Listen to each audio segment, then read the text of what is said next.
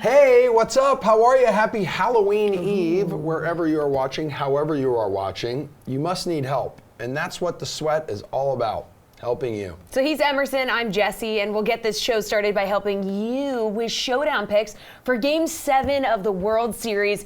DraftKings contributor Steve Buchanan is here to do just that. All right, he is. Steve, who was your captain pick tonight?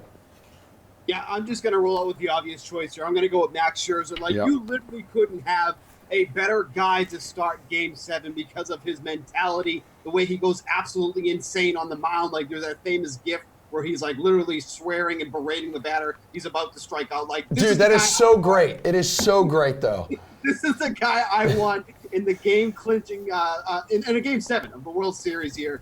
He's been fantastic throughout the playoffs. 25 innings pitched, 6 runs on 14 hits with 34 strikeouts. You know, people might worry about, he was scratched. He had the back spasms. This is a guy who pitched with a broken face earlier this season. So, they felt good about him pitching last night. He was in the bullpen warming up. So if they feel that good about him last night, they probably feel even better about him tonight with a little bit of rest. So it's got to be Scherzer. All right, who you stack in with your captain Scherzer? Yeah, so I like the Nationals to win this game. I think the Nationals have the upper hand here with the pitching matchup. I have no faith in Zach Greinke, who is just a ball of emotion, has so much anxiety. Now he's going to pitch in Game 7 of the World Series. So if you like the Nationals to win this game, kind of like last night, I'm going right back to Sean Doolittle, who did get in the game last night. It's only 3,800. He's been the Nationals' most reliable pitcher out of the bullpen so far. He got 2 quick ground ball outs last night, only threw 11 pitches, so he should have no restrictions going again tonight. Everything is on the table in Game 7. Like, you don't worry about rest. You don't worry about, whatever. If you're available to pitch, you're going to get into this game if they need you. So Sean Doolittle is going to be the guy for me. Dang, can you imagine the road team winning all 7 games? That would be crazy. Steven, what's up, man? Like, have you wrapped your mind around that? It's pretty crazy when you think about it, because obviously, we always tout up how important home field advantage is, and up until this point, it has been anything but that. It's been a bloodbath in every game. Like, it's just crazy. Oh, and the bat carrying to first base. Oh, that was amazing last night. That was literally my favorite thing of all time. I actually bought a Juan Soto shirt as he was rounding the bases because I was like, this is my new boyfriend. This is the guy. I need to have his T-shirt and represent him when I go out. I loved it. I like Bregman. I wish he was somebody else on our team. But for Juan Soto to go out and be like, I'm going to do that on top of you, because his home run I don't think has landed. Thank God that they have a roof on that stadium. Otherwise, it would have went out. That's like the level of pettiness that I aspire to be. Yeah, you're there. You're there. But yeah, when Soto after the game was like, I did it because I thought it was really cool. But then Bregman after the game is like, I'm sorry. It's like, come on, guys, let's get on the same page. Make baseball fun again. Steve, back to the showdown, though. How about some value here? Yeah, so I'm going to go with Asdrubal Cabrera. He's batting 6th tonight. He's been really quiet throughout the World Series. But if we're thinking that Greinke is not going to do well in this game, if we're going to think we're going to see one of those Greinke implosions, Cabrera is in a perfect spot in the lineup to be in a position to knock in some of those runs. He's only 6,600. And this is a guy who, was just under 20 home runs, just under 100 RBIs. So for someone like that to be as cheap as it is, it feels like a really good value on the night. Like I said, he's been quiet throughout the World Series, but, this is a game where if something happens, this is the game to make it happen. So if you're trying to save some salary, I think Cabrera's the way to do so. All right, who are you totally fading tonight? Somebody you just want nothing to do with? Yeah, it's absolutely Zach Greinke. Like I said, this is a guy who had big market teams like the Yankees and the Red Sox on his no-trade list because he doesn't want to pitch in those type of markets because they're too high pressure. You're pitching Game 7 of the World Series, and quite frankly, he's been their worst starter so far in the rotation. He's thrown 18 2/3 innings, 11 runs allowed on 22 hits. You can't get into a bigger situation than this, so I just don't see how Greinke is going to be able to go through it. Like, you look at his pre-game interviews, they're like, oh, this is Game 7, this is a huge game, how do you feel? He's like, yeah, it's a big game, that's it. That's all he says. Like, he has no emotion, he's like a robot, and I just don't see him going through and pitching well in this game. All right, who would your current MVP pick on either side be right now? So if the Nationals win this, it has to be Steven Strasburg. I know. Yeah, last night was crazy. Yeah, absolutely. I know the offense was a huge reason that they won that game, but Strasburg went out there, gave up 2 runs in the first, and there was just absolute shutdown mode after that. In the 2 games, he pitched 14 1/3 innings, 4 runs allowed, 12 hits, and 14 strikeouts. If the Astros win this game, I think it's going to come down to whoever performs well here in Game 7, because really there's nobody running away with it. So I think it's going to come down to who performs in this game. Like, you look at Alex Bregman, 3 home runs, 8 RBI. He's probably the likely candidate, but going batting .231, a .259 on-base percentage, not exactly the sexiest numbers. So the Astros win this. Maybe they get a big performance out of Greinke, not likely, and he could take it. Or, if somebody hits one of those big home runs to take a lead, that would be an obvious choice. But as it stands right now, Strasburg for the Nationals, Bregman for the Astros. Okay. All right, good stuff. That's it for now, Steve. We'll have you back to talk some Week 9 NFL spreads. But first, here's Panel B talking Thursday night football on a Wednesday. Let's just touch on the Thursday night game, which is the 49ers against the Cardinals. You were just kind of talk about that a little bit. Yeah. DFS standpoint, I think there's 2 options literally that you have to captain in this game. And it's George Kittle, who's going against the worst defense against tight ends, which is Cardinals, or the 49ers defense. Yep. I think that's one of the ones I was hoping you would say that. Because we talked on that Monday night one about captaining the Patriots defense, and not many people actually wound up doing that against which is the Jets, insane to me. And that worked out. But this is a 49ers defense coming into this game, already has 27 sacks. We know how atrocious this Cardinals offensive line is. To think of what they could potentially do to Kyler Murray, like, we thought maybe he wouldn't make it through the season. This might be the game where that ends. This might be the game where he's broken. Some of us have Kyler Murray season-long props. I'm with you. Over 3,650 passing yards, over 475 rushing yards. But realistically, we got to get there. This is the week. This is a game that he'll be running for his life. Yes. It's a game that he probably doesn't have many passing yards. He might actually get to like 60, 70 rushing yards in this game just because he's already scrambling out of the pocket, and then he's like, oh my God, I have to go, and just keeps running. And it's perfect that it's on Halloween. The 49ers defense is Michael Myers. Kyler Murray is the victim. He's running for his life because the 49ers are coming. It's a perfect game. But George Kittle, obviously, in the best spot here. The Arizona's Cardinals have been, by far, the worst defense against tight ends. And it's not even close. Like, you look at the fantasy points allowed that they've given up. This is the Cardinals we're talking about here against tight ends. They've given up a total of 181.2 fantasy points. Next in line, definitely be a Kittle spot. Next in line, the Buccaneers, 141. Yeah, that's a gap. 40 points more. 8 touchdowns allowed by opposing tight ends there. Raiders are number 2 at 6. 702 yards allowed. Buccaneers in second, 618. Like, it's so pronounced how bad this defense is against them. So Kittle, 49ers in the captain spot.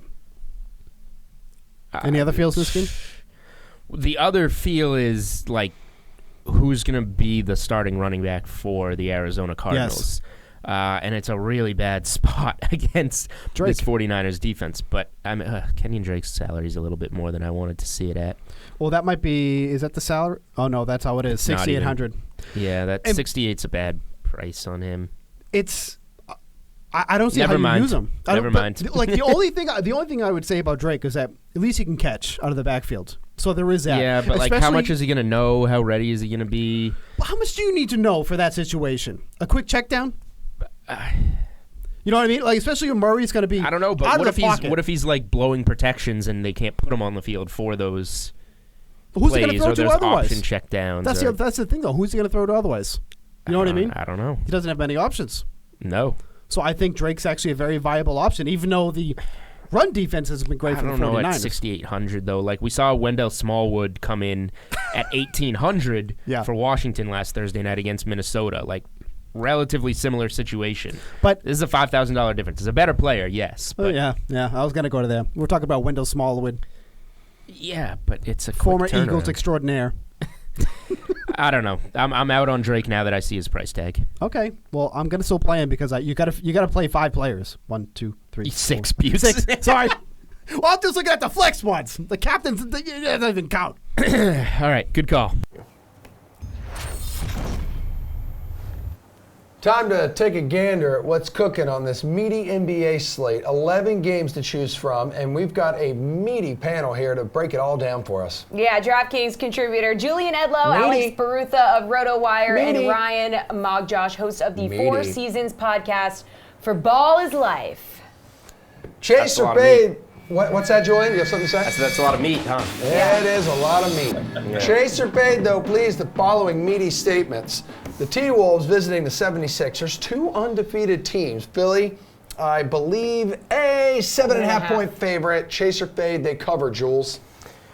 Yeah, the Timberwolves have been surprisingly good so far, but I don't know if they've done it against the best competition. They did beat a really good Miami Heat team, which was pretty impressive. But with Joel Embiid healthy now for the Philadelphia 76ers, I think he's going to give Karl Anthony Towns a much tougher time than he's seen from anyone else this year.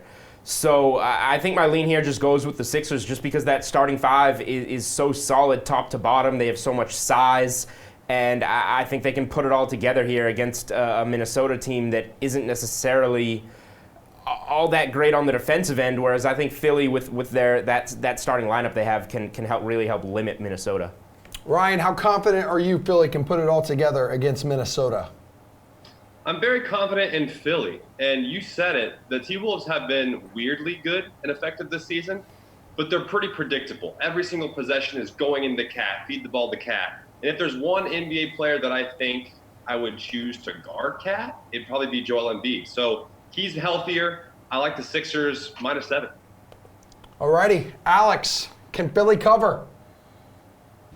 You're gonna get consensus from me here. I think the way Philly is built with Al Horford and Joel Embiid, like these guys mentioned, they are built to stop the best big men in the league. They're built to stop guys like Giannis, guys like Towns. And so, the Timberwolves just don't really have any other great playmakers besides Towns. I mean, Jeff Teague's a solid point guard. Sometimes Wiggins makes things happen, but I'm just not going to trust anybody else on that team besides Towns. And if he has an off game, I think Philly at home, 7.5 points makes sense. Giannis and the Bucks taking on the Celtics. His point total is projected at 27.5, just 14 points his last time out in a blowout win over Cleveland. So chase or fade, he goes under his total again, Ryan. I am fading that he goes under. Now, this one was tough for me. The way Brad Stevens and the Celtics always guard slashers and guys that can't really shoot the ball from three, I like a lot. And it's tough for people to score, like the Ben Simmons types, like the Giannis types on Boston. However, only 29 minutes in the blowout you guys just mentioned against Cleveland last game. They're going to need him in all 4 quarters. I think he plays in all 4 quarters, therefore slightly over 27.5 for me and Giannis. Alex, where do you sit on this one? I'm going to take the over as well. I think it matters that Jaylen Brown is out. The Celtics, he's an important part of the Celtics defense. Not that he would necessarily be guarding Giannis, but Giannis actually has a higher usage rate and per 36 field goal attempts than he did last season. I'm not too concerned about the Cavaliers game. I mean, we've seen Giannis pass the ball more. It's possible, the Celtics really focusing on Giannis and make him pass. But, I mean, he averaged over 30 points a game against Boston last season, and he's looked incredible so far. So I'm just going to take him to hit the over here. Julian, going 3 for 3 on the over? Yeah, I would prefer to argue some here, but I really don't think that Brad Stevens' system is going to be good enough to limit Giannis here because they just don't have the bodies. Al Horford was one of the best players at covering the guys in the East, like his new teammate Joel Embiid, like Giannis. Now they don't have that guy in the middle, and the guy that they got to replace him, who's not a defensive guy to begin with, Enes Kanter, is out. Jaylen Brown, who is one of the Celtics' better perimeter defenders, is out. This is going to be Marcus Smart on him, which Giannis can go over. Semi Ojeleye on him, who Giannis can go through. Maybe some Tatum and Hayward. I don't know. Throw whatever bodies you want on Giannis, and it's just not going to work. The Celtics should be able to keep this one competitive enough for Giannis to have to play 30 minutes, which also should help. This isn't the Charlotte Hornets, but at the same time, the way this one's shaping up with the Celtics' blowout potential could limit Giannis some. The only reason I see him going under is if the Bucks win big, but I do like the over here. Okay, moving to the Rockets and the Wizards. It's the highest total on the slate, 234. Chase or fade, the over hits, Alex. I'm going to fade this. The Wizards have yet to, this is going to be their first game at home, and this is going to be the Rockets' first game on the road. So I think this score might end up being more even than we anticipate. And in that case, I would take the under. Now, I don't expect Washington to continue being the 12th best defense in the league, but generally, the home team dictates defense and pace, and they've been playing better than Houston they have a slower pace than Houston right now, and they're playing better defense than Houston, which is a weird thing to say. But 233 is just a really high number. So I think I'm going to have to fade this just based on, I think, Washington playing at home. I think they can do a little better than expected on the defensive end. Jules, you expect this many points? I don't. And the reason I think it's set this high is because both of these teams have gone over in 3 straight games. But I don't expect that to continue here with the number set this high. And I like Alex's point that it's going to be kind of a new environment for both teams. Washington at home, Houston on the road. And Houston does want to get out there and play that pace with Russell Westbrook. I think he's a really good fantasy play tonight because even if this game gets to 225, that's a ton of points and leaves plenty of upside for Westbrook, but it's still 9 points under the total and not even all that close. So I just think in spots like this where we have 2 teams that we don't necessarily trust all that much so far this season with a number set this high, generally the smart play is just to go over and go under, and you're going to be right more than you're wrong. Okay, Ryan, are you hesitant to take the over as well? I am, and I wish I could disagree, but we're making great points here. I'm fading them hitting the over. Houston shoots a lot of threes, the most often out of any team in the league, and right now they're making the 3rd to least amount. That's not great. And I'm never confident in anything the Wizards are doing. There's too many variables, so I'm going to go under. All right, put on those DFS caps. Who's your slate-approved pick for this 11-game slate, Jules? Yeah, generally Marcus Smart chalk night doesn't work out all that well, but he's $4,500 and has to get a lot more minutes in this game. Just out of necessity for Boston, I think he's a good place to start with some value. Ryan, slate-approved pick. This is kind of sneaky. I'm going to go Lou Will here. There's no Kawhi tonight. He is resting. Paul George is still out. Somebody has to score on this Clippers team, and they're playing the Jazz, who, yes, have the number 1 ranked defense, but it's primetime television. I'm a sucker for guys knowing that and playing a little extra hard, knowing the microscope is on them. So Lou Will, and then honorable mention, Montrezl Harrell maybe score some points tonight. Okay. Alex, where are you going? Those are all great picks. I do like Robert Covington, revenge game potential tonight. He hasn't been playing as many minutes as we had hoped. He has kind of been underperforming, but I think this is a great spot for him if you're into the revenge game narrative. It's in Philadelphia, so that only adds to it. Gentlemen, thank you for your words of wisdom. Ben Zwyman with a working microphone is here to help you with those NHL lineups after Pat Mayo dishes on Week 9 running backs. Christian McCaffrey, Dalvin Cook, Saquon Barkley, Ezekiel Elliott, Le'Veon Bell, who looks like he's going to remain with the Jets for the moment. If not, this is one where you can go and check the updated rankings if he's traded. We'll see how that works out. But for the moment, he's on the Jets and he's at Miami. Fournette, Aaron Jones, Nick Chubb, Josh Jacobs, Jalen Samuels at number 10 against Indianapolis at home. If James Conner sits, with the way I have it right now, into Derrick Henry, Tevin Coleman, Chris Carson, Austin Eckler, Marlon Mack. That's where I draw the line of, you're starting all of those guys. Then you have Royce Freeman, Phillip Lindsay. Fantasy Pros has been kind enough to guest rank Mark Ingram at number 18 against the Patriots. James White and Too Many Cooks, 5th anniversary narrative week. I'm big on that here. And then Carlos Hyde against Jacksonville at number 20. Is there anyone who is below them in the rankings that you think should be elevated up? Below your cutoff point or below the 20? Well, I mean, if you got a problem, speak your mind. It's only the second time I've had to do this all year, Pat, but Mark Ingram is that's the one thing you do against the Patriots. They can be run on. And if there's any team that's going to try to run on them, it is the Ravens. I don't feel great about Mark Ingram, but if you're going to tell me ahead of the Freeman Lindsay, not knowing what's going on with them, let alone not knowing what's going on with Brandon Allen now running that offense, I'm going to move him ahead of both of those, because even those guys, as much as I think Royce Freeman is still a good play this week because you can run against the Browns as well, that's still almost a 50-50 split. With Mark Ingram, you're getting 60-65%. So it's only 2 spots. But after that, I don't see where you can really move most of your guys up. I mean, maybe Sony Michel on the flip side of that game, if you think that the Patriots can keep this game in control. But this might be the first real threat that they've had. And if so, it just could be more James White, and Rex Burkhead's now finally back. Yeah, although he didn't contribute much last week. So do you want me to move Mark Ingram up and instead of putting Fantasy Pros next to it, put Jake Seeley rank? If you want, I hate to do it, but yeah, I would put him in front of both the Broncos running backs, and I think that's about where I'd stop. I wouldn't go much further than that. So you're going to move him up 2 spots in the rankings? All right, guest rank, Jake Seeley. There you go.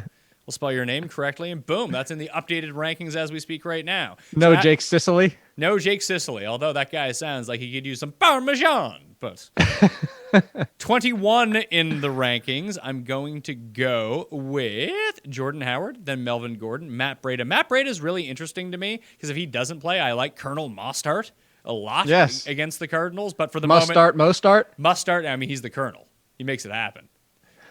There's also someone named. What? Go. You go. Yeah, I was gonna say how you skip past, but you go first, and then I'll go. I was going to say there was some guy who got snaps this week. I forget what team he's on, but he has the last name Scarlett. I think it's the backup to the backup Panthers in Carolina. Yeah, Miss Scarlett and Colonel Mostart. We almost have a full clue game going right now. That'd be interesting to get them all on the same team. No, what I was going to say is you skip right past the revenge narrative of Jordan Howard. Oh, yes, that's right. It's an Alshon Jeffrey and Jordan Howard revenge week. Get ready to enter the cage. DraftKings and the Professional Fighters League have partnered up once again to bring you closer to MMA action than ever before. Introducing the 2019 PFL Playoff Bracket Challenge game presented by Presidente, where you get a shot at winning a slice of $30,000 in total cash prizing. Here's how. Simply make picks for each of the 3 upcoming PFL playoff events on October 11th, 17th, and 31st by selecting who you think has the best shot to advance to the quarterfinal and semifinal fights in each weight class. Watch all the fights live on ESPN2 and ESPN Plus. Every correct pick will earn you points so you can take down the competition and climb the leaderboard, getting you closer to a piece of the prize. Each correct pick in the quarterfinals, that's going to be worth 100 points and 200 points for a correct pick in the semifinals. You will have a shot at winning up to $10,000 in cash awarded to the first place finisher for each PFL playoff event. So choose wisely. Knock out the competition by playing the 2019 PFL Playoffs Bracket Challenge presented by Presidente on DraftKings, and watch all the fights on ESPN2 and ESPN Plus live from Mandalay Bay in Las Vegas. The PFL playoffs are here, and so is MMA legend Randy Couture. All right, as for this men's light heavyweight quarterfinal, what stands out to you when Bozagit Atayev faces Victor Nemkov? Well, this is an interesting matchup. Both these guys are very solid performers and had a good regular season. Atayev has had a win and a loss. He's got knockout power. He's the oldest guy in the PFL right now at 40 years old. So I like the guy because of his age, but he's going to have his hands full with Victor Nemkov, who's another Russian that solid performer, keeps coming forward and just does a great job. So again, another one of those fights where I can make a case for either one of these guys. What goes down when Vinny Magalesh battles Rashid Yusupov?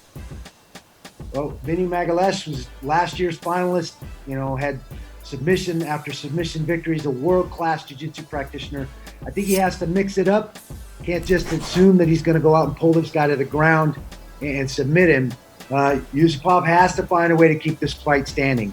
Use his range, make Vinny work, make Vinny come through punches, and keep this fight off of the ground, and it could be a good night for him. All right, expectations when number 2 Maxime Grishin and Jordan Johnson meet up? Well, this is a rematch from the regular season. Maxime Grishin gave Jordan Johnson his very first loss in his career.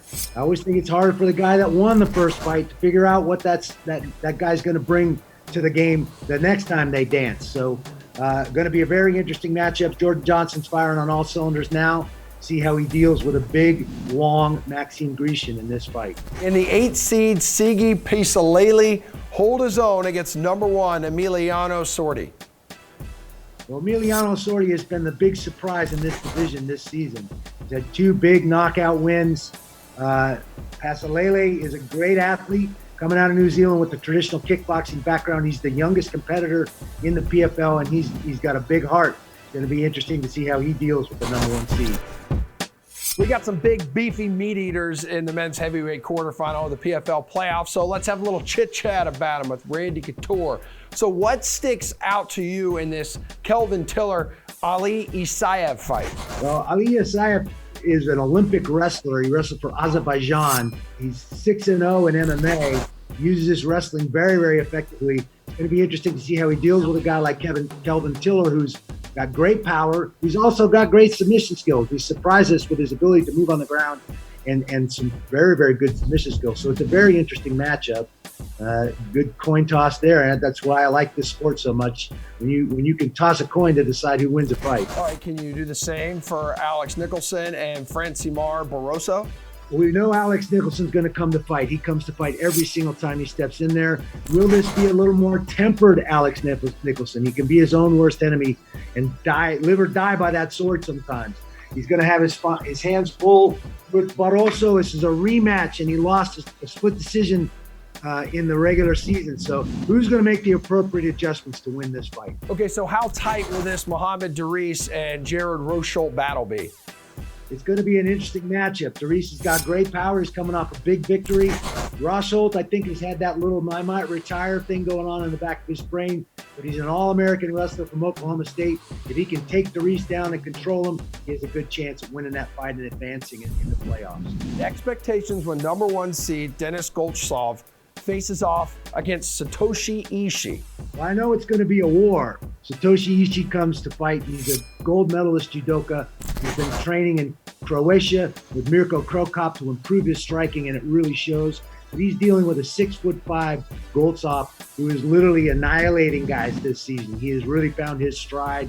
It's going to be a very interesting matchup. What a time to be alive. Yeah, DK Live editor wow. Ben Zwyman joins us now to play a little game of opening face-off when you answer some extremely important questions about tonight's 6-game NHL slate. The pressure is on, my sweet chinchilla. Who is a guy you must have on your roster tonight? That's almost like a slate-approved pick. A little bit. I think it's Taylor Hall of the New Jersey Devils. The Devils they've only played one game since October 19th, so they're well rested. They're playing the Tampa Bay Lightning at home. The Lightning played last night against the Rangers and lost. They're pretty banged up. We already know that Victor Hedman is out, which is huge. We know that Patrick Maroon isn't going to play, and Anthony Cirelli is a game-time decision. So monitor the lineups a little bit, but I think this is a great spot for Taylor Hall. He really needs to get it going in a contract year. The Devils need to start getting wins if they really want to make the playoffs. And Hall's a guy that's going to get a lot of shots on net. He hasn't been bad in terms of fantasy. He has at least 10.5 fantasy points in 4 of his past 5 games. His price is down to $6,500. So this is a guy that's normally in the mid-7,000s. So I think it's a great value here, and I think he's sort of a lock. The Lightning haven't been playing great, and they're shorthanded. All right, how about a line or a team to stack? I really like the St. Louis Blues. We've been picking on the Wild a lot. The Wild got destroyed by the Stars last night. They have to go on the road into St. Louis to play the defending champs. We know Vladimir Tarasenko is out for the Blues, but their second line has been phenomenal. Ryan O'Reilly, Dave Perron, and Zach Sanford. That's a great stack. You're going to get a lot of value. Both Ryan O'Reilly and Perron are 5,700, which is incredible considering what they did last game to the Red Wings. Ryan O'Reilly had 4 points in that game. Perron also had 4 points. So I really like this as a value stack. And again, the Wild, second of a back-to-back. Devin Dubnyk's back in net. He's sort of banged up. The Wild are just awful this season. So yeah, at home, I like that line to smash tonight. We got some goalies to choose from here. Which one are you starting? Well, I'll give you a bunch. So in cash games, Jordan Binnington, I mentioned the Blues. They're in a really good spot against the Wild. And I really like Jacob Markstrom tonight on the road against the Kings. Both those guys are high priced. Binnington's 8,200. Markstrom's going to run you 7,900. If you're looking for some value, some tournament plays, I really like Antti Ranta of the Coyotes. They're at home against the Canadiens. The Canadiens haven't been playing well, but they've been averaging a lot of shots on goal per game. So I think Ranta will see a lot of shots. He's at 7,400. I've already talked to you about the Devils. I think the Devils are in a pretty good spot tonight against the Lightning at home. Corey Schneider's going to be in net for the Devils at 7,100. So yeah, both those guys are pretty good tournament plays. They'll probably be at low ownership, and both their teams are at home and have a decent shot to win games against opponents people might think are in better spots. All right, where can you find some value on this slate? Good question. Yeah. So the Avalanche are a really good place to find value. Mikko Rantanen and Gabriel Landeskog are out on that top line. They're usually playing with Nathan MacKinnon.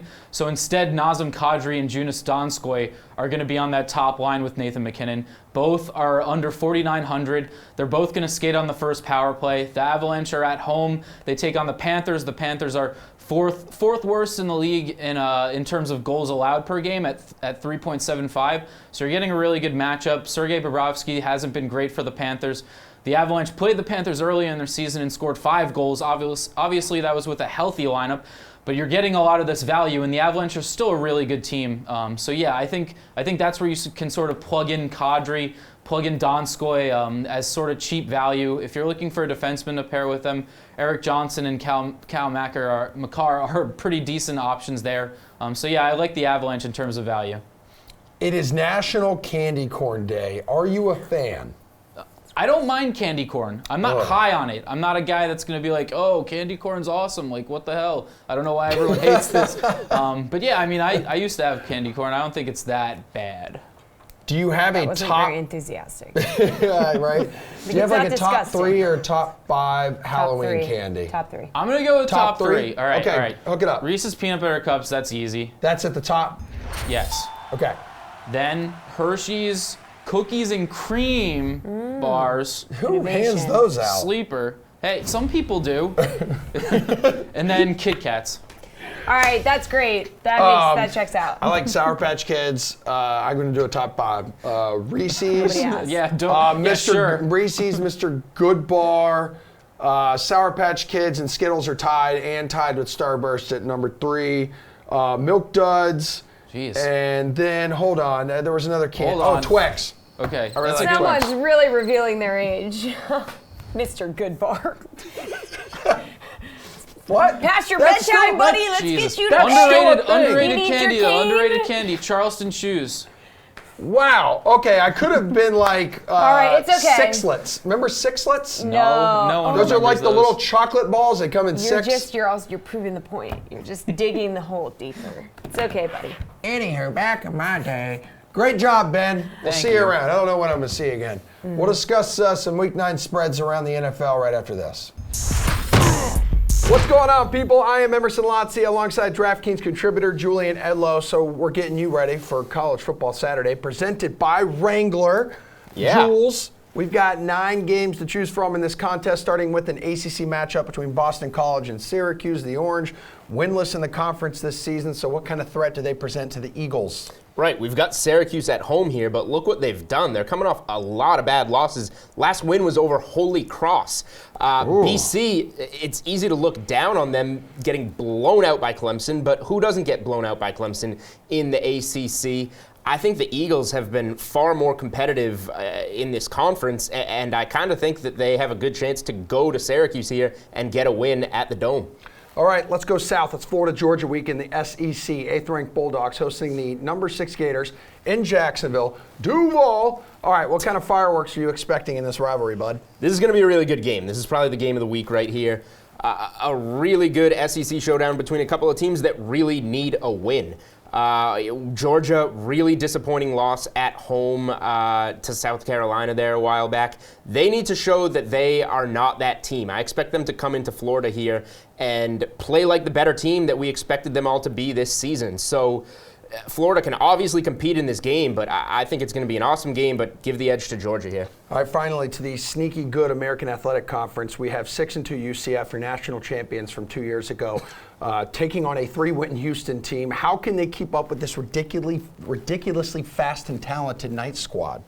Yeah, Houston's a good team, but they kind of showed their hand this season when their quarterback decided to redshirt. So UCF coming off another game, running up that scoreboard. 63 points. We got a UCF guy right here. I think we're going to get more of the same from the Knights in this one. A usual high-scoring game, a lot of points out of them. All right, I'm Emerson Lotzia. You are DraftKings contributor Julian Edlow of DK Live. That's a look at some of Saturday's top college football matchups presented by Wrangler. The Nats at plus 123. Yep. Houston minus 139. Are we going to get a 7-game road sweep in the World Series? I think so. I mean, here's the thing. With Zach Greinke, he is a ball of emotion, and not in a good way. I hate Zach. Like, they were doing the interviews like, what do you think about Game 7? This is a big game. He's like, yeah, it's a big one. Like, I don't like him. I don't like his face. No. There's nothing to like about Zach Greinke. And here's the other thing, is this is somebody who didn't want to pitch in a big market because he gets ages. He's kind of soft. And so I'm not going to hold that against him. Like, it is what it is. Okay, in a world where mental health is a big thing, you don't look like a good guy right now. But Greinke is not built for these moments. Like, this is an implosion waiting to happen, in my opinion. So you're getting Max Scherzer at plus 123. I don't see how you pass that. An angry Max Scherzer, somebody who was held out in Game 5, maybe pitched last night, he was warming up, and now you get him in Game 7. How do you go against that? You can't. It is an awesome series script for the Nationals, and it's an awesome storyline for just baseball. And it's a great price on Scherzer. My only question is he actually healthy? I think, and none of us know the answer to that. So we can speculate. He got the cortisone shot. Mm-hmm. He feels good. For me, I know he's going to go out there no matter what. But I also feel like if the Nationals felt like he was not ready to go, he would not be out there because he was held out in Game 5. Right. At the time, you couldn't get a bigger spot for him in that moment. No, it took guts to scratch him to begin with. So, but the other thing is too is like, especially with Game 7s, even if he falters early, he's out. You will have Corbin, you will have whoever come out of that bullpen. We've seen it in other World Series. We've seen when the Red Sox beat the Dodgers. We saw Chris Sale come out of the bullpen. We've seen David Price come out of the bullpen. They will do something like that tonight if they need to. And both sides will do that with Greinke if he falters early. But I think he's raring to go. He's ready to go. We've seen this guy pitch with a broken face and throw an absolute gem. Like, we have seen him pitch with a broken face. Some pinch nerve is not going to stop him in this spot. So, unbelievable value at 123, I think, getting on the Nationals. We spoke about it on Monday. If you like the Nationals to win that game, hopefully you took the series line because we talked about this. We've actually been, for this entire panel B, pretty sharp on this World Series. Yeah, not bad. On the plus money on Scherzer and Strasburg in games 1 and 2. On potentially taking the Astros at plus money, plus 225-ish on the series, leading into Game 3, and then taking Strasburg at that same plus 160, 165 price last night. And if you're doing that, might as well, what was it, plus 650? Ridiculous. On them. So now you have, if you went along with that, now you have Washington plus 650 tonight. You can either let that ride and make bank on that, or hedge it some with a very affordable Houston money line, so you're in a really good spot. No, I agree. So hopefully you've been following along with our baseball analysis. We're hopefully a baseball podcast. Get ready to enter the cage. DraftKings and the Professional Fighters League have partnered up once again to bring you closer to MMA action than ever before. Introducing the 2019 PFL Playoff Bracket Challenge game presented by Presidente, where you get a shot at winning a slice of $30,000 in total cash prizing. Here's how. Simply make picks for each of the 3 upcoming PFL playoff events on October 11th, 17th, and 31st by selecting who you think has the best shot to advance to the quarterfinal and semifinal fights in each weight class. Watch all the fights live on ESPN2 and ESPN Plus. Every correct pick will earn you points so you can take down the competition and climb the leaderboard, getting you closer to a piece of the prize. Each correct pick in the quarterfinals, that's going to be worth 100 points, and 200 points for a correct pick in the semifinals. You will have a shot at winning up to $10,000 in cash awarded to the first place finisher for each PFL playoff event. So choose wisely. Knock out the competition by playing the 2019 PFL Playoffs Bracket Challenge presented by Presidente on DraftKings, and watch all the fights on ESPN2 and ESPN Plus live from Mandalay Bay and Las Vegas. The PFL playoffs are here, and so is MMA legend Randy Couture. All right, as for this men's light heavyweight quarterfinal, what stands out to you when Bozagit Ataya faces Victor Nemkov?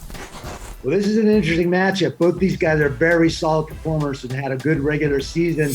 Tayyip has had a win and a loss. He's got knockout power. He's the oldest guy in the PFL right now at 40 years old. So I like the guy because of his age, but he's going to have his hands full with Viktor Nemkov, who's another Russian that solid performer, keeps coming forward and just does a great job. So again, another one of those fights where I can make a case for either one of these guys. What goes down when Vinny Magalesh battles Rashid Yusupov? Well, Vinny Magalesh was last year's finalist, had submission after submission victories, a world-class jiu-jitsu practitioner. I think he has to mix it up. Can't just assume that he's going to go out and pull this guy to the ground and submit him. Yusupov has to find a way to keep this fight standing.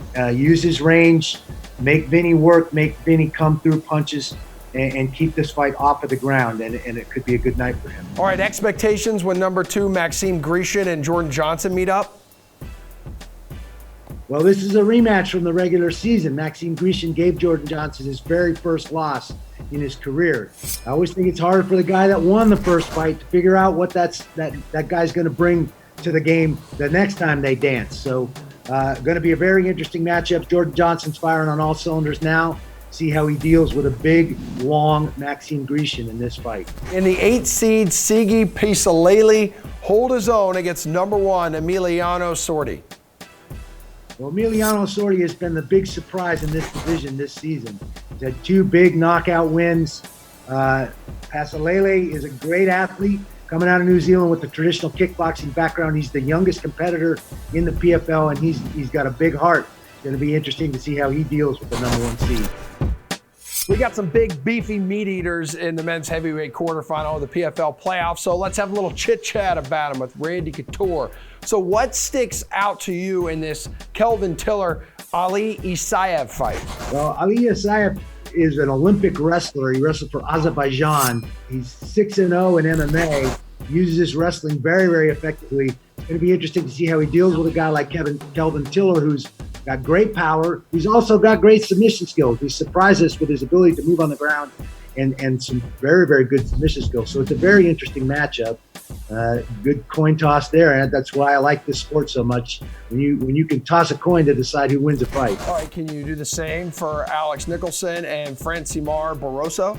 We know Alex Nicholson's going to come to fight. He comes to fight every single time he steps in there. Will this be a little more tempered Alex Nicholson? He can be his own worst enemy and live or die by that sword sometimes.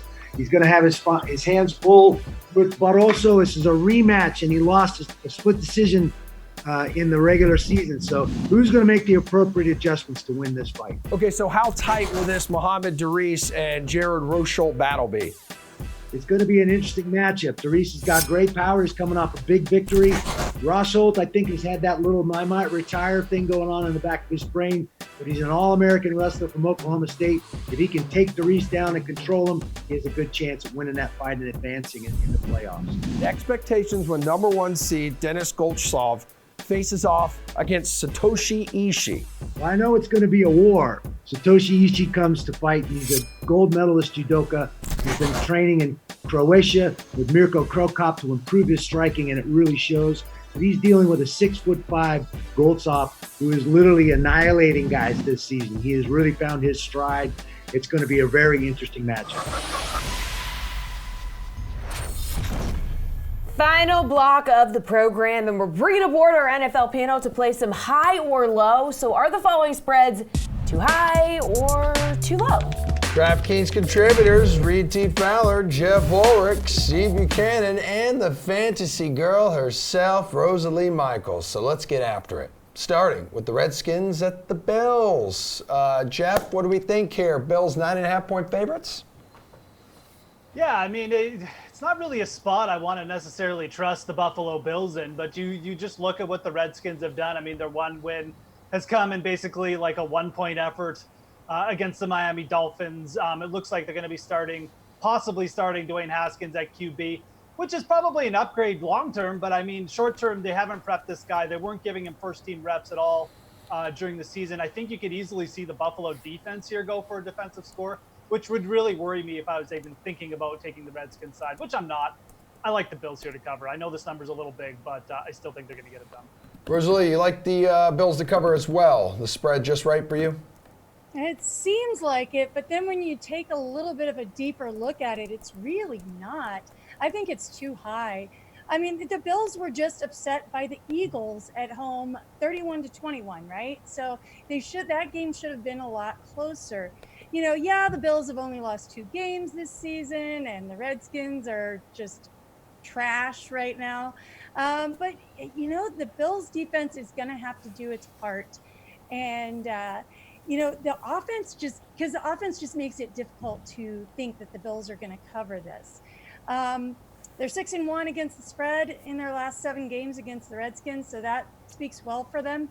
But I think this is a little too high. I think the Bills are not scoring enough points, and Washington's really keeping their games close. Too high or too low, Fowler? Yeah, I'm going to agree with Rosalie here. Look, I mean, Washington, not a good team. Second worst team in the NFL, only to the Dolphins. And if you look at their losses, especially early in the season, even recently, their losses, obviously, but they're not that terrible. They're not in the landscape and the landslide that we see Miami and some of these other bad teams lose to. And Buffalo, their wins aren't that substantial either. Like, they just lost to Philly. We talked about it last week. Well, you didn't like Philly's secondary. And Buffalo, we just don't know. It's a Jekyll and Hyde situation. We don't know what Josh Allen or what type of quarterback he's going to be in this matchup. I'm agreeing with Rosalie. Washington is 5-1 against the spread in their last 6 road games versus a team with the winning home record. So I think it's too high. Steven, too high or too low for you?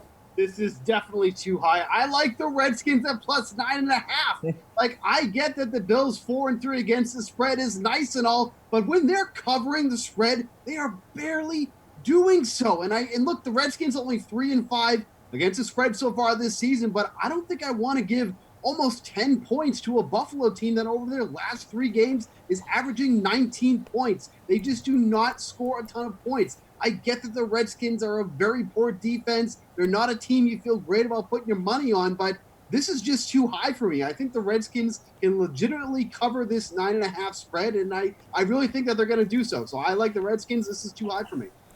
The Bucs are 6-point underdogs in Seattle. Too high or too low for you, Rosalie?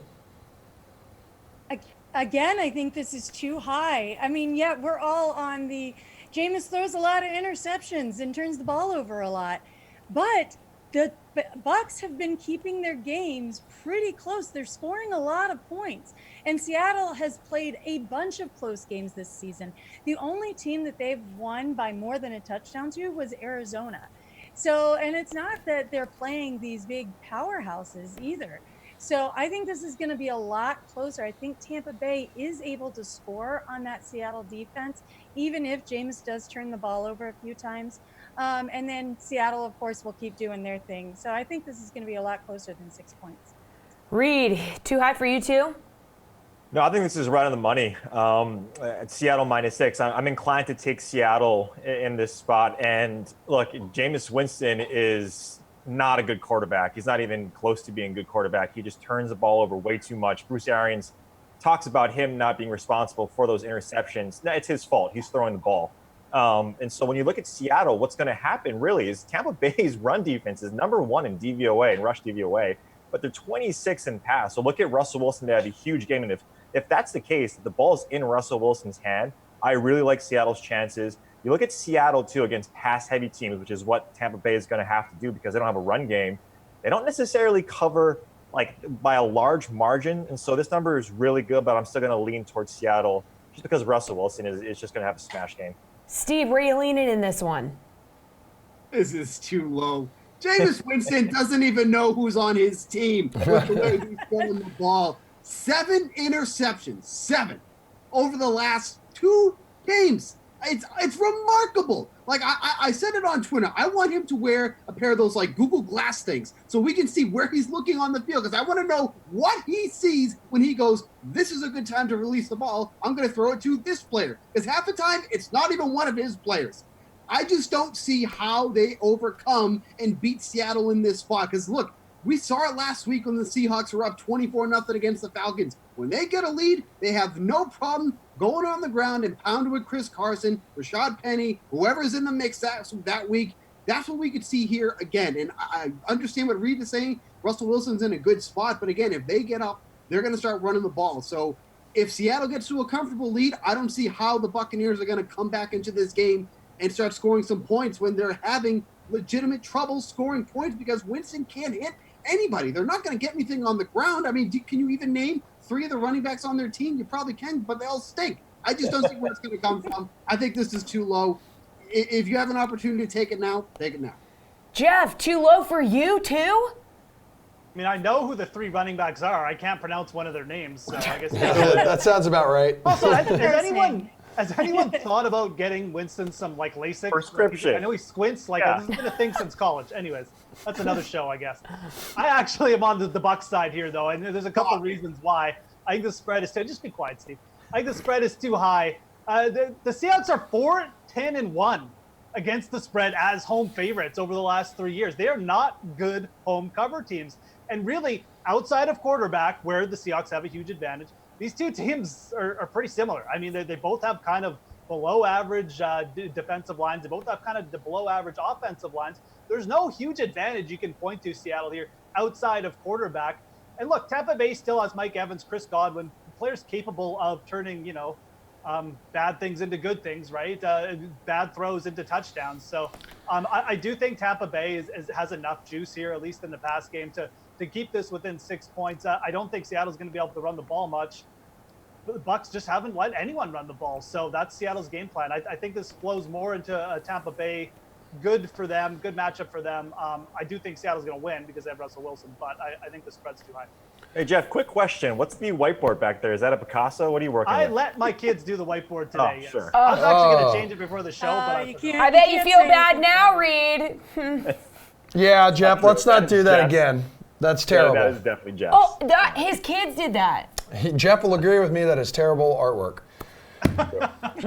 It's very obvious that you don't have children. It's like a B-, okay? Yeah. Yeah. All right, yeah, that's It's beautiful, fine. Jeff. They could have done better. Let's admit that. It's gorgeous.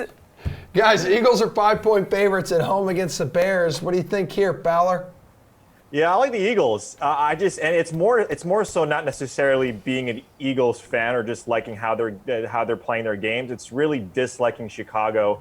I really don't like anything that Chicago's doing. Matt Nagy is firing back at the media, saying he's not going to do anything. I think we touched on it this week, and I just don't like it. I mean, their defense is still in top 10 in DVOA, and if you look at the Eagles and their secondary, it is bad.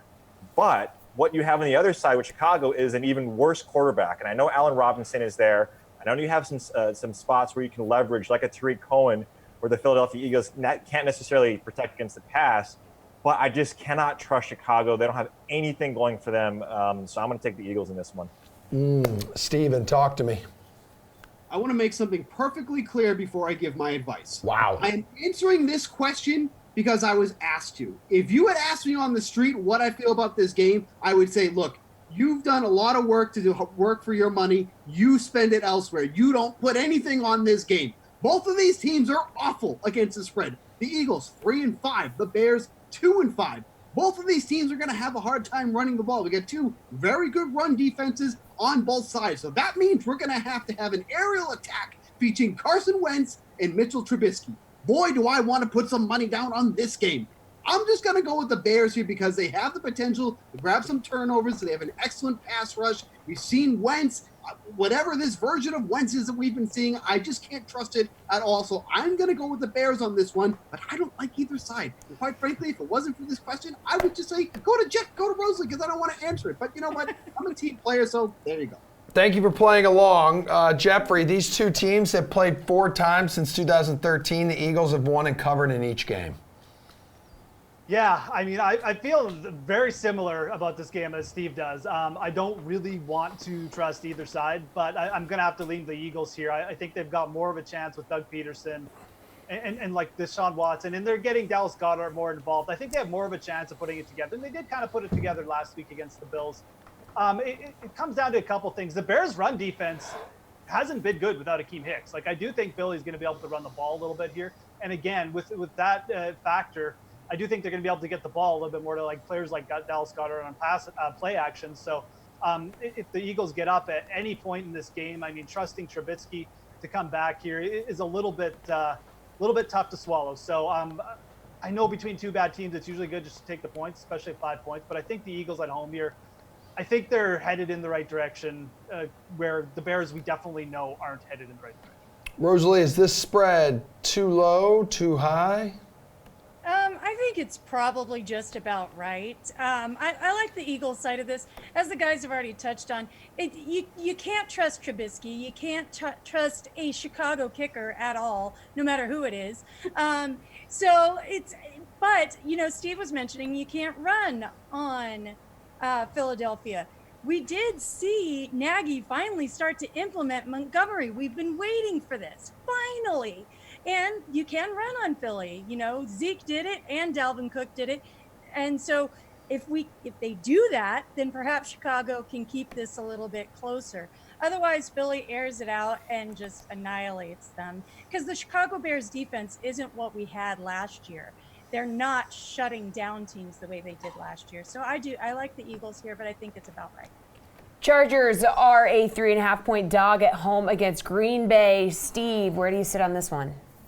I think this is too low. I don't see a scenario where the Chargers come in and beat the Packers here. I mean, I think the Packers win by a hefty margin, obviously. Like, their offensive line, the Chargers, has just been an absolute mess. And I know that the Packers' pass rush isn't anything special. It hangs around league average right now.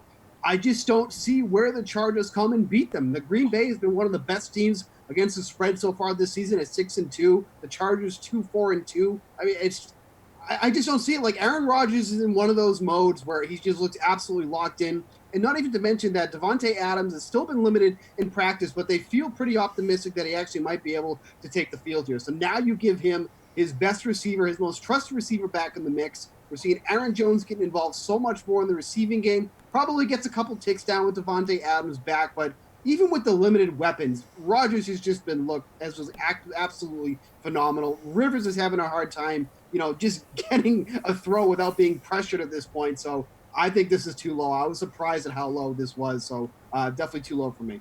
Jeff, too high, too low for you? I think the line is about right. It's a little bit of a trap game, right? With an East Coast, well, sort of not East Coast, but sort of like a Midwest team going to the West Coast. And it's the Packers' run defense isn't that good. Like, if Eddie spot were good for Melvin Gordon to get going, this would probably be it. I mean, the Packers allowing almost 5 yards per rush. Like Steve mentioned, they don't actually have, like, the greatest pass rush. So it might be a spot where the Chargers' offensive line actually holds up okay. And I think it almost comes down to Davante Adams. If I knew Davante Adams was healthy, I'd probably say this line was just way too low. But if he's not healthy again, I could see the Chargers keeping this close. I kind of like just betting the over in this game rather than talking about the spread. But I think as it is right now, it's perfectly fine.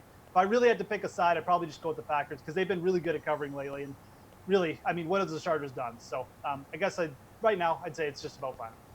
Rosalie, just about right. Too high, too low? It's way too low.